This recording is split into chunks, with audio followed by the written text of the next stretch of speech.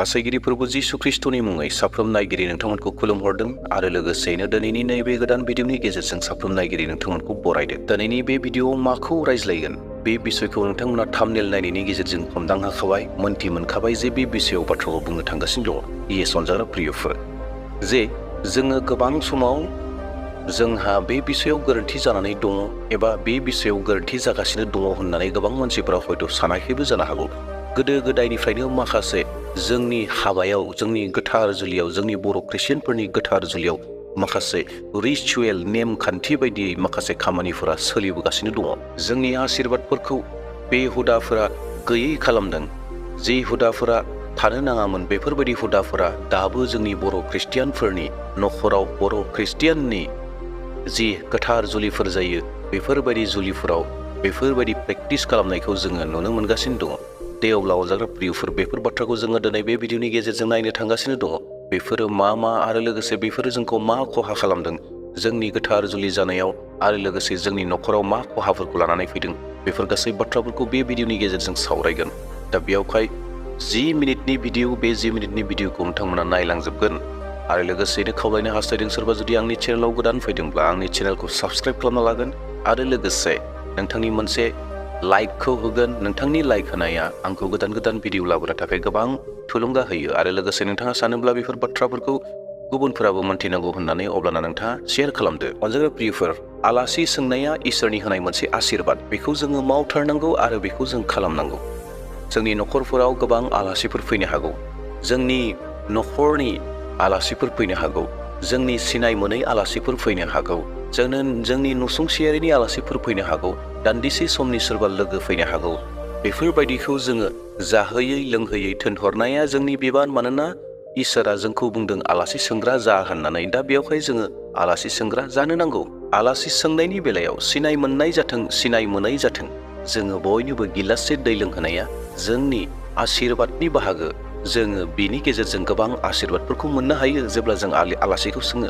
मानोना बाइबेलाव जोङो गोबां जायगायाव नुनो मोनदों गोबां बेक्तिफोरा आलासि सोंदोंमोन। जेरै अब्राहामा सोरगोनि दुतफोरखौ सोंदोंमोन, जाहोदों लोंहोदों आरो बेनि गेजेरजों आशीर्बाद मोनदों। आरो गोबां जायगाफोराव जोङो नुनो मोनदों आलासि सोंनायनि बाथ्राखौ। आलासि सोङोब्ला जोंहा गोबां आशीर्बाद मोनो एबा आशीर्बादा फैयो। नाथाय अनजाग्रा बर' ख्रिस्टियानफोर, जोङो जोंनि नखराव आलासिफोरखौ बोरै सोंदों बे मोनसे सोंलु फैयो, जिखौ जोङो मावनो नाङा। जोंनि नखराव जोङो आलासि सोंनायाव बेखौ बाहागो होनो नाङा, बेखौ जोङो खालामफ्लांदों नामा? आलासिखौ जिराय होबाय, आलासिनो दै होबाय, आलासिनो साहा लाबोबाय, आलासिनो ओंखामबो जाहोबाय। गोबां मोजांनि बाथ्रा, गोबां हिउमिलिटिखौ दिन्थिबाय, गोबां आशीर्बादनि खामानिखौबो मावबाय। नाथाय जोबथा फारसे गोदो गोदायनिफ्रायनो सोलिबोबाय थानाय बर' ख्रिस्टियाननि नखराव दासिमबो माखासे नखरफोराव गोदो गोदायनि खान्थिफोरा जोबाखै। आलासिफोरनो दासिमबो थांखु जाहोदों नामा? आलासिफोरनो दासिमबो बबेबा थोरसियाव, बबेबा खुरियाव, बबेबा प्लेटाव दासिमबो गय फाथै लानानै होफैदों नामा? बबेयावबा सिगारेट होफैदों नामा? बेखौबो ख्रिस्टियान नखर जानानै मावदों नामा? जुदि बेखौ मावदोंब्ला गोरोन्थि जागोन। नाथाय जोङो गोबां बर' ख्रिस्टियान नखरफोराव बेखौ नुनो मोनदों। सोरबा सासे मानसि फैयोब्ला जिराय होनाय लोगो लोगोनो गय खावनानै होनाय, गय फाथै लानानै होनाय, बेफोरबायदि हुदाफोरखौ नुनो मोनदों। बेफोर हुदाफोरा जाहैबाय गोदो गोदायनि हुदामोन। जि समाव जोङो जिसु ख्रिस्टखौ मोनाखैमोन, बे समाव जोङो संसारनि बायदिमोन, संसारजों लोगोसे दङमोन। दा बेयावहाय जोंनियाव बैफोर हुदाफोरा दङमोन, जि हुदाफोरा संसारनि हुदा। गय, थांखु, बिरि, सिगारेट जानाय, बेखौ होनायनि गेजेरजों आलासि सोंनाय, बेफोर जाहैबाय गासै संसारनि हुदा। आरो बे संसारनि हुदाखौ जोङो बबे समाव मावदोंमोन? बे जाहैबाय जिसु ख्रिस्टखौ सिनाय मोनैनि सिगाङाव। नाथाय दायो जोङो जिसु ख्रिस्टखौ मोनबाय। जिसु ख्रिस्टखौ मोननायनि उनाव जोंनि आलासि सोंनायफ्राबो जोंहा सोलायनांसिगोन। दा बे बिषयाव इसोरनि बोसोना जोंखौ गोसोखांहोयो दिनै 2 करन्थियारि 5:7 सिरिया। जेब्ला सासे मानसिया ख्रिस्टनियाव खौसे जायो अब्ला बियो गोदान जायो, गोजामा थाङो, गोदान जायो। ख्रिस्ट प्रियफोर, अब्ला जोंनियाव बे बिषयाव सोलायनांगौ गैया ने?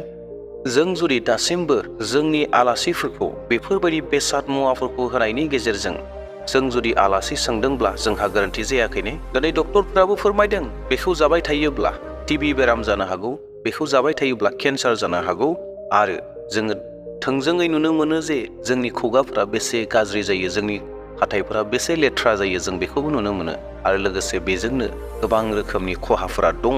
दा अब्ला बेबायदि खहा गोनां बेसादजोंनो जोङो आलासि सोंगोन ने? बेबायदि खहा गोनांखौ जोङो न'खराव बाहायबाय थागोन ने? बे जाहैबाय सासे सानै आलासि सोंनायनि बाथ्रा। नाथाय अनजाग्रा प्रियफोर, जोंनि मोनफ्रोमबो न'खरफोराव गिदिर गिदिर मोनसे प्रग्राम जायो। बे जाहैबाय गोथार जुलि जायो। आरो बे गोथार जुलियावबो जोंहा माखासे गोरोन्थिफोर दङ। जि गोरोन्थिफोरखौ आङो दायो नोंथांमोननो दिन्थिनो थांगासिनो दङ, बुंनो थांगासिनो दङ। हयथ' गोबांफ्रा साननो हागौ बेफोर गोरोन्थि नङा, बेफोर जाहैबाय मोनसे आलासि सोंनायनि बाहागो होननानै हयथ' गोबाङा बुंनो हागौ। बे जाहैबाय मोनसे आलासि सिबिनायनि बाहागो होननानै हयथ' गोबांफ्रा बुंनोबो नागिरनो हागौ। नाथाय बे नोंथांमोननि बाथ्रासै। आंनि बुंनांगौखौ आङो बुंलांसिगोन। अनजाग्रा प्रियफोर, जोंनि गोथार जुलिखौ गाजा गोमजा खालामनो थाखाय मोनसे बेन्ड पार्टिखौ जोङो हांख्रायनाय जायो। जेब्ला जोंनि बेन्ड पार्टिखौ हांख्रायो, गोदो गोदायनिफ्रायनो मोनसे खान्थिया सोलिबोगासिनो दङ बर' ख्रिस्टियानफोरनि गेजेरावबो, जे बेनो जाहैबाय जेब्ला बेन्ड पार्टिखौ हांख्रायो, बेन्ड पार्टिनि जिथु लिडार थायो, दैदेनगिरि थायो, बै दैदेनगिरिनो गय जरा फाथै जरा होनानै, बहाबा बिरि होनानै, बहाबा सिगारेट होनानै वेलकाम खालामनायखौ नुनो मोन्दों। आरो बे परम्पराया दासिमबो सोलिगासिनो दङ। गोदो गोदायनिफ्राय जेरै सोलिबोदोंमोन, जों जि समाव जिसु ख्रिस्ट'खौ मोनाखैमोन, बासायजानायखौ मोनाखैमोन, बेनि सिगाङाव हयथ' जों बर' ख्रिस्टियानफोरा बेफोर खामानिखौ मावदोंमोन जि समाव जिसु ख्रिस्ट'खौ मोनाखै। नाथाय जिसु ख्रिस्ट'खौ मोनखांनायनि उनावबो दाबो जोंनि गोथार जुलिखौ गाजा गोमजा खालामनो थाखाय जि बेन्ड पार्टिखौ लिंहरो, बेन्ड पार्टिनि लिडारखौ वेलकाम खालामो। बे वेलकाम खालामनाया जाहैबाय गय जरा फाथै जरा थांखु होनानै, सिगारेट होनानै, बिरि होनानै वेलकाम खालामो। बे बेसे सैथो बाथ्रा बेखौ नोंथांमोना गाव गावनो मोनथिगौ। आरो बियो बेसे गनायजाथावना बेखौ नोंथांमोना गावनो मोनथिगौ। अनजाग्रा प्रियफोर, बेफोरबायदि खान्थिजों जोंनि गोथार जुलि खुंनाया जोंहा गोरोन्थि जादों। आरो गोथार जुलिनि समाव जाय ओंखाम संग्राफोर थायो, जाय ओंखाम संग्राफोरा, खामानि मावग्राफोरा खामानि मावगोन, बैसोरनोबो लागै लायनो नांगौ सादा बायनानै होनो, नांगौ सिगारेट बायनानै होनो, नांगौ बिरि बायनानै होनो, नांगौ बिसोरनोबो गय फाथै। बेफोरबायदिखौ बिगुमाया होनायनि गेजेरजों माखौ दिन्थिनाय जादों? अनजाग्रा प्रियफोर, बे बिसयाव जों साननांगौ, जों सोलायनांगौ दङ।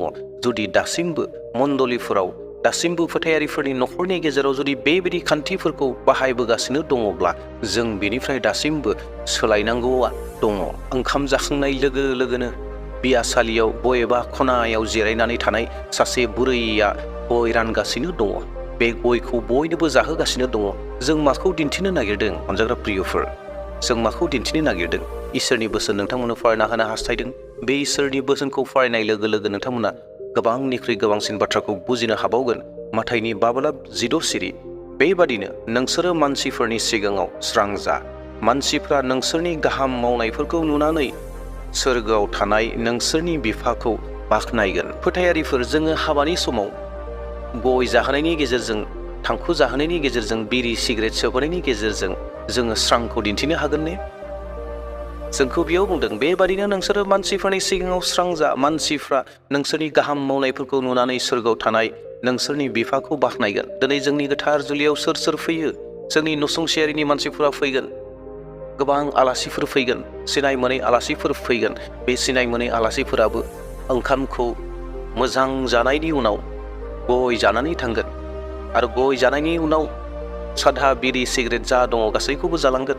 दिनै जिसु ख्रिस्ट'खौ मोननाय न'खराव जुदि बे सोलियोब्ला, जाय न'खराव जिसु ख्रिस्ट'खौ मोनाखै, गुबुन धोरोमनि, बिसोरनि जायगायावबो, बिसोरनि न'खरावबो जेब्ला गोथार जुलि जायो, बेखौनो मोनोब्ला फारागा मा जानानै दङ? अनजाग्रा प्रियफोर, जों जिसु ख्रिस्ट'खौ मोननाय न'खरावबो गय सादा बिरिफोरखौ जुदि होयोब्ला, मोनोब्ला, आरो बै गुबुन फोथायारिफोरनि न'खरावबो जुदि बेखौनो मोनोब्ला फारागा मा दं? बेखौ जोङो साननानै नाय। जों अब्ला माबायदि जिसु ख्रिस्ट'खौ दिन्थिनाय जानो? दा बेयावहाय जोंनि गोथार जुलियाव जुदि दासिमबो गय सादा बिरि सिगारेटफोरखौ होनाय दासिमबो नियम खान्थिफोरखौ दोनबाय थादोंब्ला, बेनिफ्राय जों गोख्रैनो सोलायनांसिगौ। मानोना जोङो जिसु ख्रिस्ट'खौ मोनबाय। अनजाग्रा प्रियफोर, जिसु ख्रिस्ट'खौ मोननाय लोगो लोगोनो जों गोदान जाबाय। गोजामा जोंनिफ्राय खारलांजोब्बाय। जि समाव जोङो जिसु ख्रिस्ट'खौ मोनाखैमोन, मोनथियाखैमोन, बासायजानाय मोनाखैमोन, बै समाव जोङो जौ सादा बिरि सिगारेट गय गासैखौबो बाहायदोंमोन। नंगौ, गासैखौबो बाहायदोंमोन। नाथाय दायो जों जिसु ख्रिस्ट'खौ मोनबाय। जों जिसु ख्रिस्ट'खौ मोनबायब्ला जों गोदान जानांसिगौ। जोंनि न'खराव बेफोरबायदि बाहायनायनिफ्राय जों गोजान जानांगौ। जोंनि फारिलाइफोरनिफ्राय, जों जिथु फारिलाइफोर न'फोराव प्रग्रामफोर खालामो बे प्रग्रामफोराव गय सादा बिरि सिगारेट होनायनिफ्राय जों गोजान थानांगौ आरो न'आवबो कमप्लिटलि बाहायनायनिफ्राय जोङो बन्द जानांगौ। मावनायनि गेजेरजों, जानायनि गेजेरजों, लोंनायनि गेजेरजों, गासै खामानि मावनायनि गेजेरजोंबो जिसु ख्रिस्ट'आ नुजानांगोन अनजाग्रा प्रियफोर। जों बेखौ बिथा लाखिनानै बेखौ मिरु खालामनानैसो जों गासै खामानिफोरखौ मावनांगौ।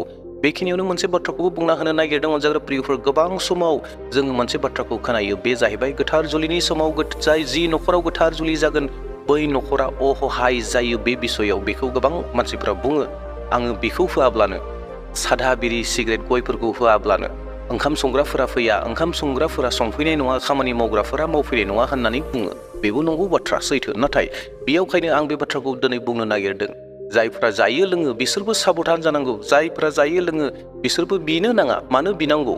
जि बुस्थुआ गाज्रि, जि गोथार जुलिखौ गोथार जुलि होननानै सोदोब बाहायदों, बेयाव मानो बिहैनो? दा बेयावहाय जानायनिफ्रायनो गोजान जानांगौब्ला जोङो माबोरै थांनानै बिहैनांगौ जाखो? दा बेयावहाय बे बिसयखौबो साबधान जानानै थागोन। दे अब्ला प्रियफोर, नोंथांमोना आंनि भिडिअखौ नायनायनि गेजेरजों एसेब्लाबो नोंथांमोना आइडिया मोनबाय, बावना थानाय बाथ्राफोरखौ गोसोआव फैदों। जि बाथ्राफोरखौ जोङो हयथ' मेजर साननानै लायाखै, नर्मेल होननानै साननानै लायो, बेफोरबायदि नर्मेल साननानै लानाय बाथ्राफोरनि गेजेरजोंनो जोंहा गोबां समाव सौथुनाय जायो, गोरोन्थिफोरा जाबाय थायो। दा बेयावखाय जों बेफोरखौबो सोलोंदोनि। दे अब्ला प्रियफोर, इयुननि समाव मोनसे गोदान टपिक लानानै फैफिनबावसिगोन। प्रेज द लर्ड, हालेलुया, जय मसीह, बयहाबो सुख सान्ति जाथों होननानै आंनि भिडिअखौ बेसेयावनो दोनथ'बाय। Thank you.